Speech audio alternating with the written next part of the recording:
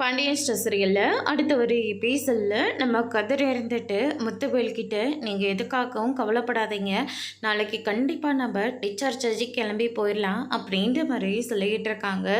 எனக்கு அதை பற்றி கவலை இல்லை, உன்னை பற்றின கவலை தான் அதிகமாக இருக்குது அப்படின்ற மாதிரி சொன்ன உடனே என்ன பற்றின கவலையா, என்ன சொல்கிறீங்க, எனக்கு என்ன ஆச்சு, நான் நல்லா தானே இருக்கேன். இல்லை ராஜுக்கிட்ட நீ சரியாக பேசுறது கூட இல்லை, ராஜு உன் மேலே ரொம்பவே கோவத்தில் இருக்குதுன்னு உன் முகத்தை பார்த்தாவே நல்லாவே தெரியுது.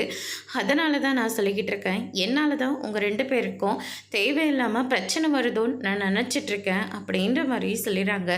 இதை இப்போ யோசித்து பார்த்தா என்ன அர்த்தம், நீங்கள் இதை முன்னாடியே யோசிச்சுருந்துருக்கணும். பேசாமல் வீட்டில் எல்லார்கிட்டையும் விஷயத்த சொல்லியிருந்தா இப்போ நம்ம இவ்வளோ தூரத்துக்கு பயந்துருக்க வேண்டிய அவசியமே இல்லையே அப்படின்ற மாதிரி சொல்லிட்டாங்க.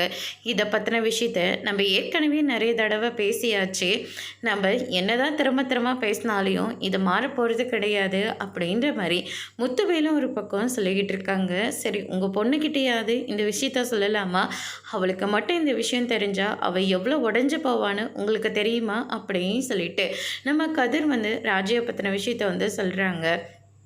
எதுக்கு எடுத்தாலும் எங்கள் அப்பா இப்படிப்பட்டவர் அப்படிப்பட்டவர்னு சொல்லிட்டு உங்களை பற்றி மட்டும்தான் ராஜி பேசிக்கிட்டே இருப்பாள். அவகிட்ட போயிட்டு உங்கள் அப்பாவுக்கு இவ்வளோ பெரிய பிரச்சனையாச்சு, அதை நான் தான் சரி பண்ணேன்னு சொல்ல முடியுமா அப்படின்ற மாதிரி கதிர் சொல்லிடுறாரு.